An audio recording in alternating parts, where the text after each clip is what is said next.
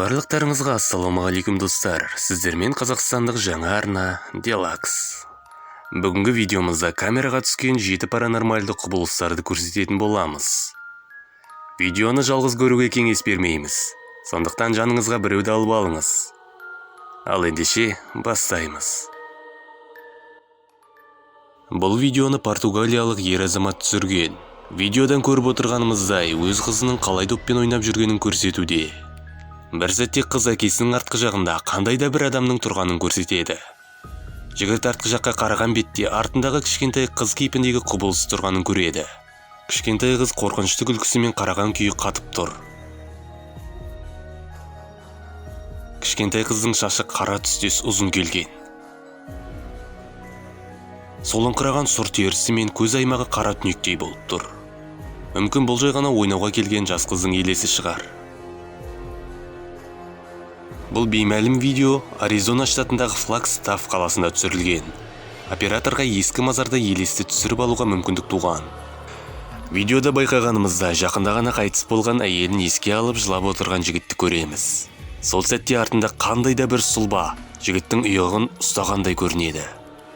Әрине жігіт оны байқамады. Оператор да оны байқамаған секілді.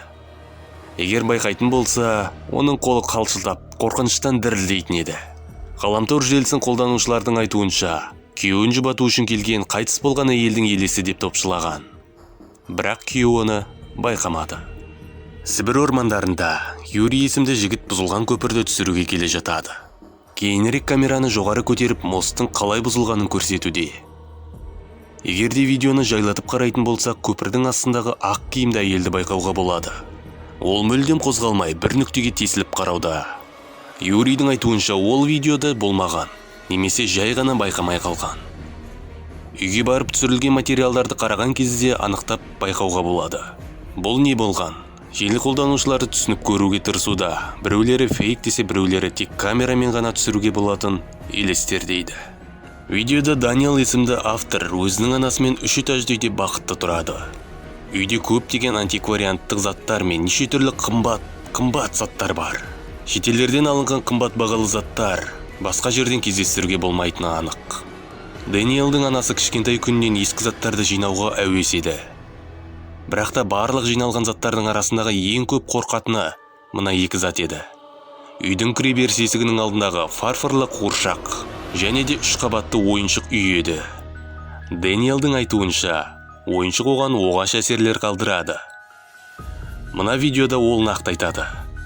I don't know how to explain it. The only thing I can say that has happened with it is sometimes when I walk by, or like I go, the bathroom's back there, and I walk through and I hear like tapping coming from this room. It's like it's like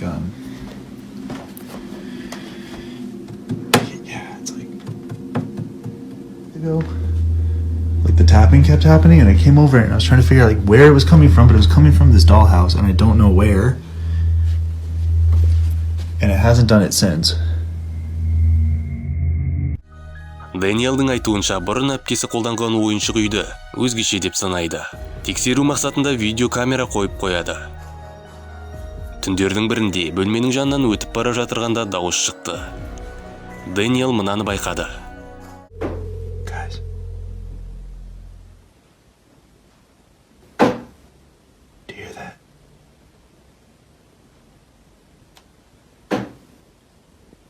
Those are the tapping noises I was talking about.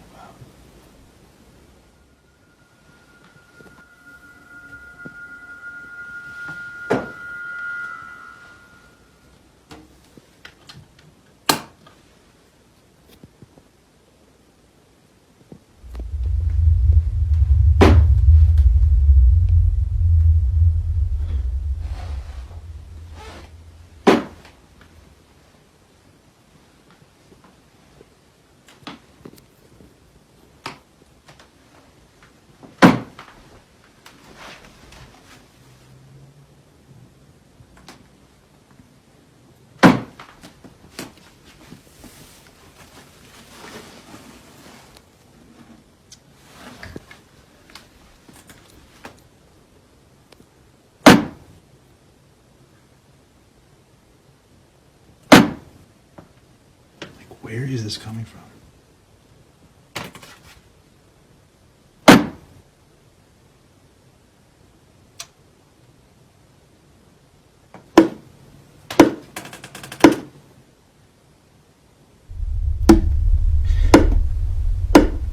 It's like knocking at the door.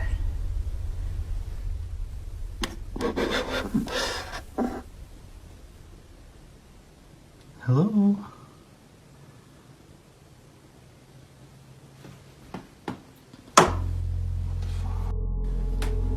Құпия дауыстың қайдан немесе қай есіктен шыққаны белгісіз. Дэниел дауыстың қайдан шыққанын іздеген күйі видеоны жалғастырды. Келесі күні Дэниелді қорқытатын бір жайт орын алды. Қараңыздар.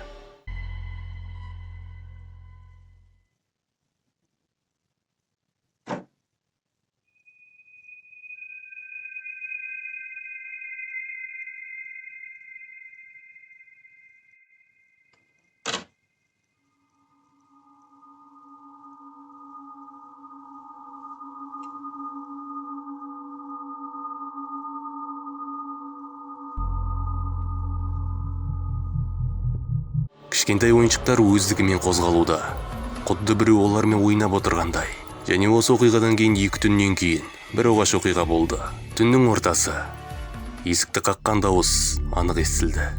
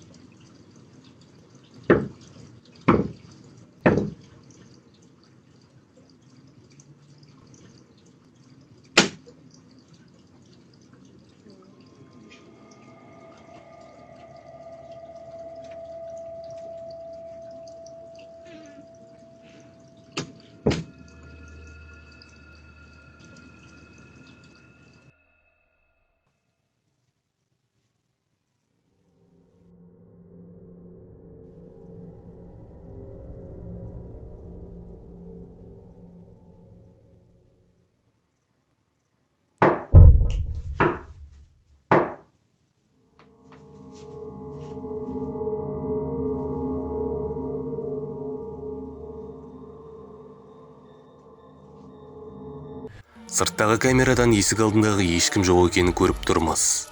Кім немесе не есікті қақты? Бір қызығы бұл есікті қаққанның саны кішкентай ойыншықтағыдай дәлме-дәл болды.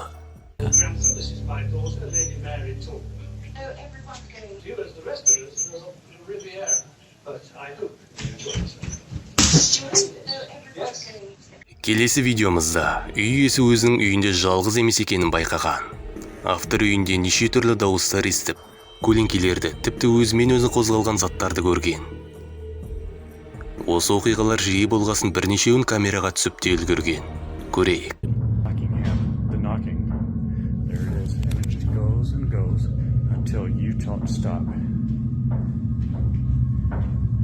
Can you stop, please?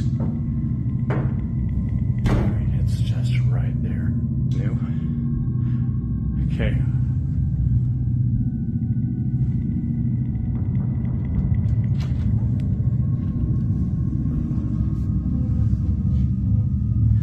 Whatever you are, you gotta go.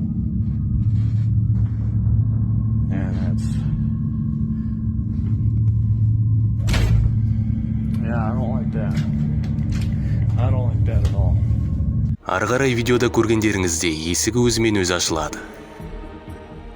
Stop. Hey buddy. I got too much going on. You gotta cut it out. Камераны үстел үстіне қойғаннан кейін оғаш нәрсе байқалды.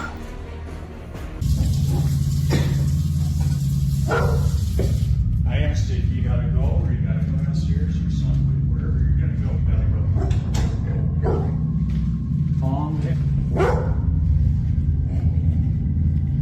Little buddy.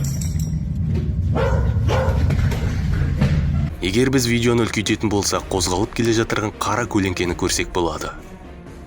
Автор күнделікті Елестің жасаған заттарын көріп, ондайға көзі үйреніп кеткенге ұқсайды.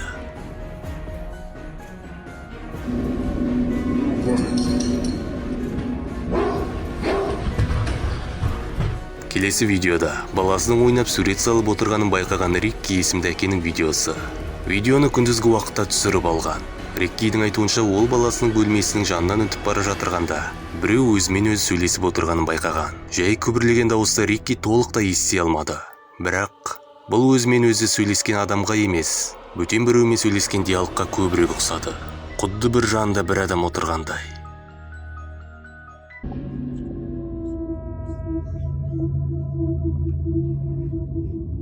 Elliot, what are you doing? Oh, that's cool. What's that?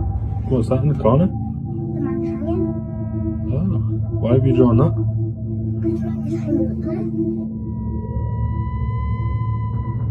Oh, really?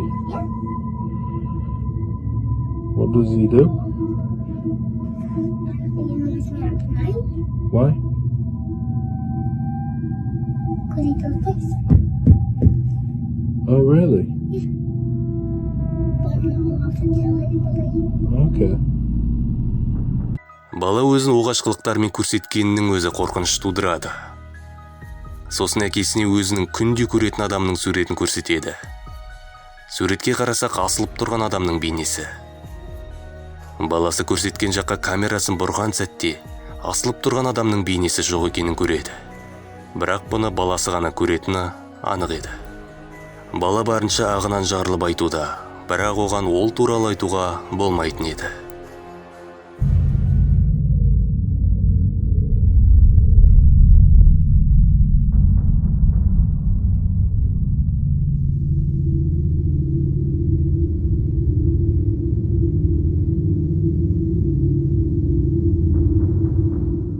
Камера баланың жатын бөлмесінде.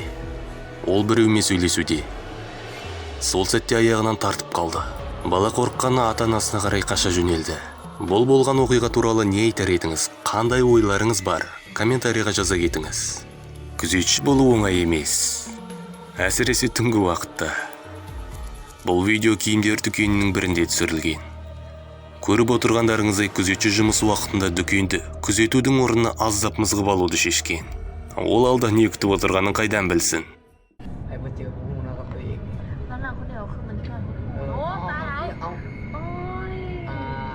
Күзетшіні беймәлім бір құбылыс аяғынан сүйреп жөнеледі. Кейіннен адам орнынан тұрып, есін жинап жатырған кезде тағы да жұлқылап әкетеді.